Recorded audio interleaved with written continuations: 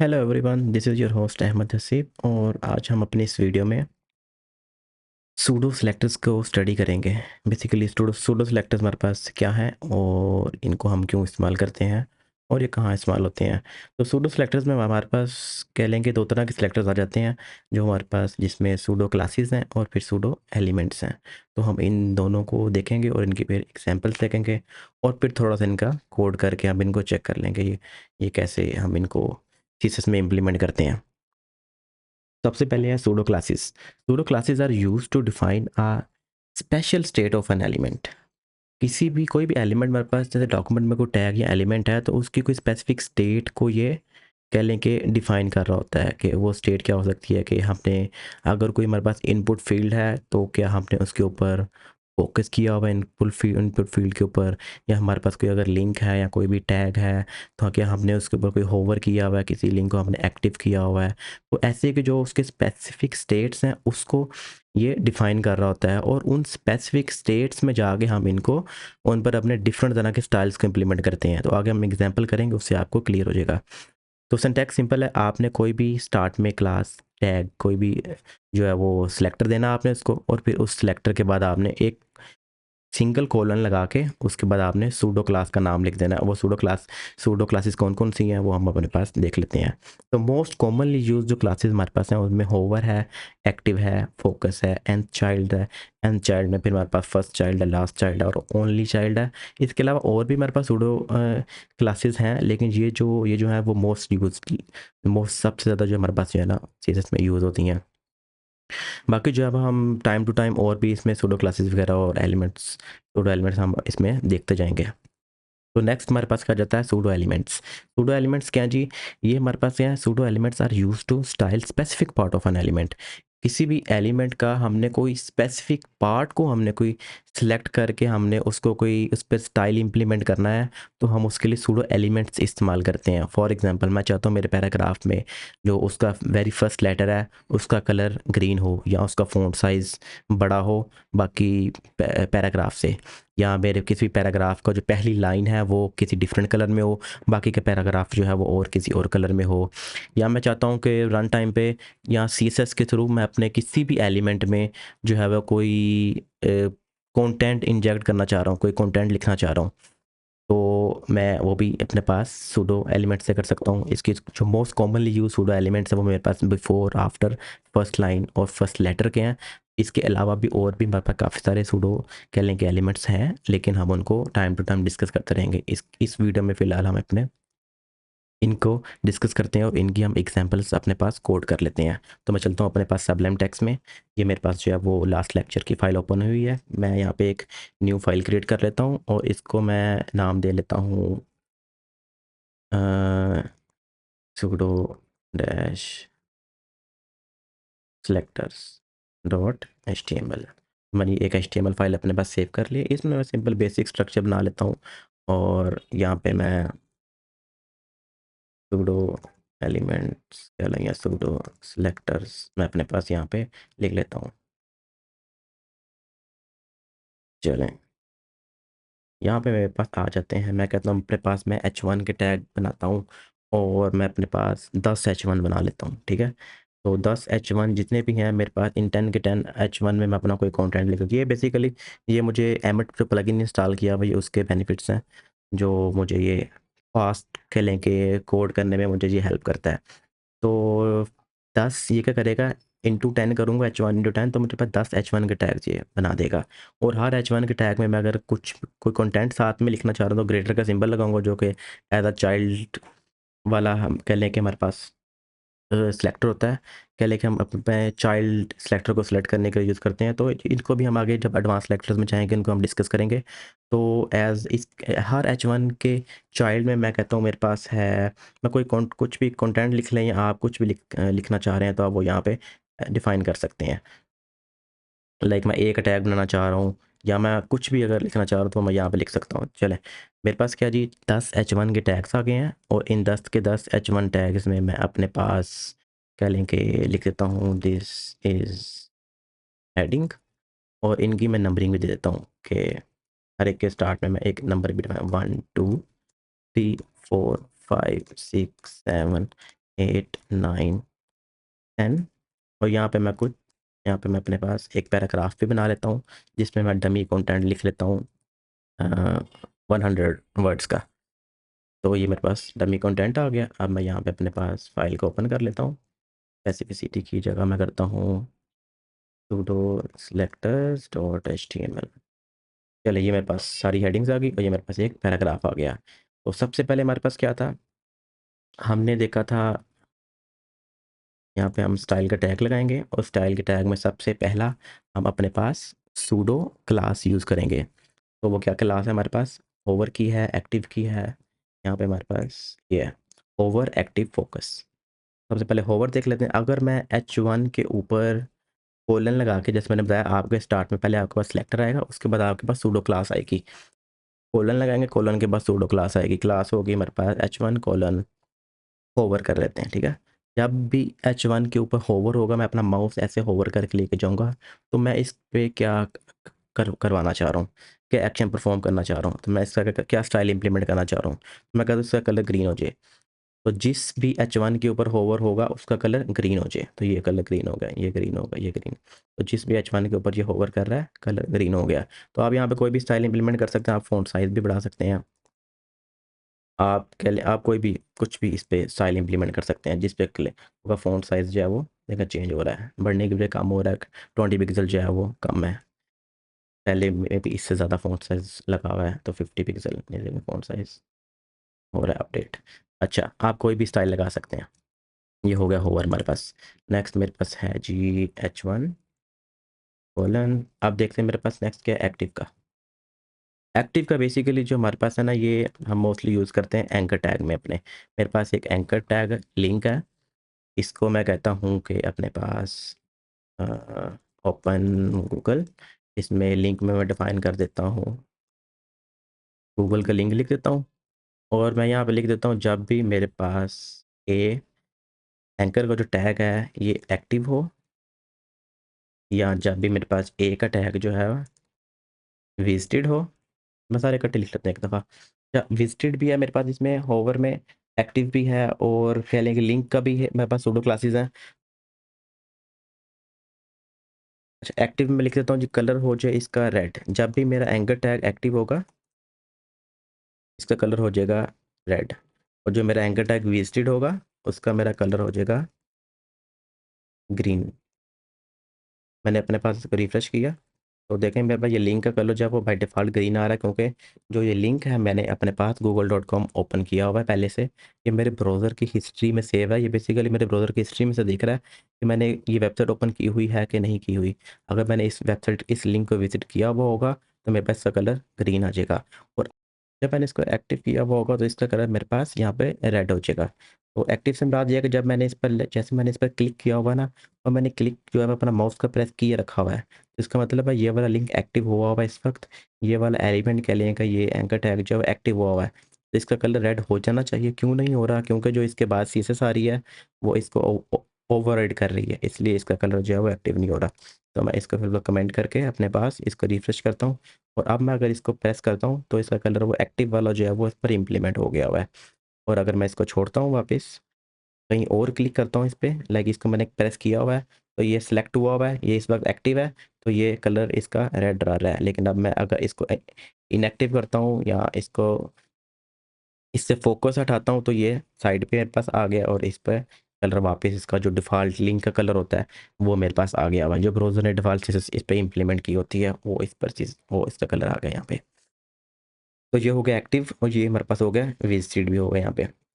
Visited खैर यहाँ list में नहीं था लेकिन मैंने फिर भी आपको बता दिया है। और नेक्स्ट मेरे पास फोकस का है। फोकस का बेसिकली होता है मेरे पास, अगर मैं यहाँ पे कोई इनपुट फील्ड बनाता हूँ, और ये मेरे पास बेसिकली एक इनपुट फील्ड आ गया। इसमें मैं लिखता हूँ कि मेरे पास जो इनपुट फील्ड है उस पे भी जब मैं फोकस करूँ तो बस बाई डिफ़ॉल्ट देख लें इसमें कलर मेरे पास ब्लैक आ रहा है टेक्स्ट का। तो टेक्स्ट कलर क्या हो जाए, वीट। रिफ्रेश किया, इस पे फोकस किया, कलर वीट हो गया। फोकस हटाया, कलर ठीक हो गया। फोकस किया, आप इसमें आप कुछ भी इम्प्लीमेंट्स आप इसमें कर सकते हैं। आप इसका बॉर्डर भी सेट कर सकते हैं 1 पिक्सल सॉलिड रेड। तो जैसे ही मैं इस पर फोकस करूँगा, इसका बॉर्डर साइड में देख ले 1 पिक्सल, वो रेड कलर का आ गया हुआ है। मैं पिक्सल बढ़ा के दिखा देता हूँ आपको, लाइक 4 पिक्सल कर लेते हैं इसको। फोकस किया, 4 पिक्सल का इस पर बॉर्डर आया और वो हट गया। फिर फोकस किया, पिक्सल का बॉर्डर आया वो। तो जब फोकस ख़त्म होगा वो जो है स्टाइलिंग इम्प्लीमेंट नहीं होगी। जब सिर्फ फोकस होगा तब उस पर वो स्टाइल आके इम्प्लीमेंट होगा। अब नेक्स्ट मेरे पास सूडो क्लासेस में आ जाता है nth चाइल्ड। nth चाइल्ड में मेरे पास क्या होता है, मैं इसमें चाइल्ड का कोई स्पेसिफिक इंडेक्स देता हूँ, वो उस इंडेक्स से मैं उस चाइल्ड को सिलेक्ट कर लेता हूँ। और फर्स्ट चाइल्ड और लास्ट चाइल्ड तो नाम से ज़ाहिर हो रहा है कि आपने किसी भी पेरेंट एलिमेंट में उसके जो चाइल्ड्स हैं उनमें से अगर आपने पहला चाइल्ड सेलेक्ट करना तो फर्स्ट चाइल्ड लिखेंगे, आपने लास्ट एलिमेंट सेलेक्ट करना है या लास्ट चाइल्ड सेलेक्ट करना है तो वो लास्ट चाइल्ड इस्तेमाल करेंगे। और ओनली चाइल्ड मेरे पास यूज़ होता है जहाँ पे हम अपने पास, मेरे पास कोई एलिमेंट है उसका जो उसमें जो है वो एक ही वो कह लें कि उसका चिल्ड्रन हो, उसके कोई भी और मजीद उस एलिमेंट के सिबलिंग ना हो, तो उसमें हम ओनली चाइल्ड यूज़ करते हैं। एग्जाम्पल कर लेते हैं ताकि आपको इसमें मज़ीद क्लियर हो जाए। तो मैं पहले कर लेता हूँ जी nth child, h1 dot nth child. अच्छा, ये जो मेरे पास यहाँ पर इसके कह लेंगे ये इंडेक्सेस हैं, ये 1 से स्टार्ट होते हैं। तो 1 2 3 4 5 6 7 8 ऐसे मेरे पास वो इंडेक्स चलते जाते हैं। इसका मैं कलर कर लेता हूँ अपने पास ग्रीन। तो रिफ्रेश किया, nth चाइल्ड का मेरे पास जो फर्स्ट चाइल्ड है वो ग्रीन हो गया हुआ है। अगर मैं यहाँ पे 2 करता हूँ तो सेकंड चाइल्ड का कलर चेंज हो जाएगा, 3 करूँगा तो 3 का चेंज हो जाएगा। अच्छा, इसमें बड़े मज़े की चीज़, हम इसमें अपने पास फार्मूला भी इसमें एंटर कर सकते हैं। फार्मूलाज के थ्रू मैं अपने पास डिफरेंट रेंज भी सिलेक्ट कर सकता हूँ। जैसे फॉर एग्जांपल मैं अपने पास चाहता हूँ कि मुझे हर दूसरा एलिमेंट मैं सिलेक्ट कर लूँ, या हर पहला तीसरा ओड एलिमेंट सेलेक्ट कर लूँ, या इवन एलिमेंट सेलेक्ट कर लूँ। तो अगर मैं ओड सेलेक्ट करना चाह रहा हूँ तो मैं इसमें ओड लिख दूंगा। ओड एलिमेंट सेलेक्ट हो गया 1 3 5 5 और 7 और 9, ऐसे मेरे पास ओड एलिमेंट सेलेक्ट हो गए हैं। अगर मैं यहाँ पे इवन लिख दूंगा मेरे पास इवन एलिमेंट सेलेक्ट हो गए हैं। या आप अपनी मर्जी का फार्मूला डिफाइन करना चाह रहे हैं तो फार्मूले के बेसिकली सिंटैक्स है ए एन प्लस बी। तो ए बेसिकली हमारे पास वो मल्टीप्लायर है, आप उसमें, और बी हमारे पास जो है वो इसमें ऑफसेट है, और एन हमारे पास वो काउंटर है। ठीक है, तो मैं इसमें एक एग्जांपल लिख के आपको बताता हूँ जिससे आपको क्लियर हो जाएगा ये कैसे काम करेगा। मैं यहाँ पे अगर मैं जस्ट यहाँ पे एन लिखता हूँ ना, तो ये मेरे पास क्या कहते हैं, ये एज एन इंडेक्स बिहेव करेगा। सारे के सारे एलिमेंट्स जो हैं वो इनका कलर ग्रीन कर देगा। एन की क्या होगी वैल्यू, 0 से स्टार्ट होगी, 0 1 2 3 4 5 6 ऐसे ये एंड तक जाएगी। जब मैं इसमें एज अ फार्मूला इसको एज अ इसमें लिख रहा हूँ तो एन की वैल्यू ये 0 से स्टार्ट करेगा, ये इसको एज अ काउंटर लेगा और काउंटर जो है वो 0 से स्टार्ट होगा। लेकिन जब मैं इसमें यहाँ पे वैल्यूज ऐसे लिख रहा हूँ तो ये इसको एज एन इंडेक्स ले रहा है, और इंडेक्सेस में मेरे पास 1 2 3 4 से स्टार्ट होते हैं। 1 इंडेक्स का मतलब है फर्स्ट वाला एलिमेंट, सेकंड 2 का मतलब है सेकंड वाला एलिमेंट। अच्छा, यहाँ पे मैं करता हूँ जी, मुझे इवन नंबर सेलेक्ट करना है या ओड नंबर सेलेक्ट करना है लेकिन यूजिंग फार्मूला। या क्या मैं कहता हूँ जी मुझे पहले 3 एलिमेंट्स नहीं सेलेक्ट करने, उसके आगे से मैंने सेलेक्ट करने हैं। तो मैं क्या करूँगा, एन प्लस अगर मैं 3 करता हूँ, रिफ्रेश करता हूँ, तो मुझे क्या कर रहा है ये पहले 2 एलिमेंट्स को ये स्किप कर रहा है, और उसके बाद जितने भी वो एलिमेंट्स उनको वो ये हाईलाइट कर देता है। सेम ऐसे ही मैं अपने पास यहाँ पे अगर n+4 करता हूँ तो पहले क्या लेंगे जी 3 एलिमेंट को स्किप कर रहा है और फोर्थ एलिमेंट से इसको सेलेक्ट करना स्टार्ट कर रहा है। ठीक है, नेक्स्ट मैं अपने पास क्या करता हूँ जी, ये फार्मूला आप इसमें डिफरेंट वैल्यूज इनपुट करें, आप इसकी अब बड़े अच्छे से प्रैक्टिस कर सकते हैं। अब डिफरेंट वैल्यूज इनपुट करके आप इसको टेस्ट करें और आप इसकी प्रैक्टिस करें अच्छे से। अगर मैं इसमें 2n लिखता हूँ तो क्या करेगा ये, हर दूसरा एलिमेंट, दूसरा चौथा ऐसे ना 2 कह लेगा आप इवन एलिमेंट्स को ये सिलेक्ट कर रहा है। अगर 2n करता हूँ, जैसे मैंने इवन लिख के किया तो इवन एलिमेंट सेलेक्ट हो रहा था ना, 2 4 6 8 10, तो हर सेकंड एलिमेंट, हर एक एलिमेंट को स्किप करके दूसरा एलिमेंट सेलेक्ट कर रहा है। पहले वाले को छोड़ के दूसरा सेलेक्ट किया, तीसरे को छोड़ के चौथा, पांचवें को छोड़ के छठा। क्यों, क्योंकि अब अगर आप इसकी मैनुअली कैलकुलेशन भी करें ना तो इसमें एन में पहले सबसे पहले वैल्यू है कि 0, 0 को अगर 2 से मल्टीप्लाई करें तो क्या आता है 0। और 0 वाला इंडेक्स मेरे पास यहाँ पे कोई भी नहीं है तो किसी एलिमेंट को सिलेक्ट नहीं करेगा। मैंने आपको बताया कि इंडेक्सेस 1 से स्टार्ट होते हैं। नेक्स्ट इसमें वैल्यू क्या आई 1, 1 को जब 2 से मल्टीप्लाई किया तो इसमें कैलकुलेट किया 2, 2 में इसने सेकंड वाला एलिमेंट सेलेक्ट कर लिया। नेक्स्ट इसमें वैल्यू आई 3, 3 को जब 2 से मल्टीप्लाई किया तो 6 हो गया। तो इसने क्या किया, 6 वाला जो एलिमेंट है वो उसने आगे सेलेक्ट कर लिया। तो ऐसे ये 1 2 3 4 ऐसे वैल्यूज़ इसमें आई जा रही हैं, इसको इसके साथ मल्टीप्लाई करे जा रहा है और इसमें जो है वो वैल्यूज़ को वो सेलेक्ट करे जा रहा है। तो नेक्स्ट हम अपने पास देख लेते हैं, अगर मैं यहाँ पे 2n+1 कर दूँ तो ये हर कह लें कि ओड वैल्यूज़ को सेलेक्ट करने लग जाएगा। जैसे स्टार्ट में 0 वाले को स्किप कर देते ना, अब जो फर्स्ट कैलकुलेशन होगी उसमें इसकी आउटपुट में रिजल्ट 1 आएगा। जैसे n में फर्स्ट टाइम 0 आएगा, 0 × 2 0 +1 1, तो फर्स्ट वाला एलिमेंट सेलेक्ट कर लिया। तो ऐसे ये इसमें वैल्यूज़ इनपुट करता जाएगा, इसमें जो है वो वैल्यूज़ को नेक्स्ट कैलकुलेट करता जाएगा।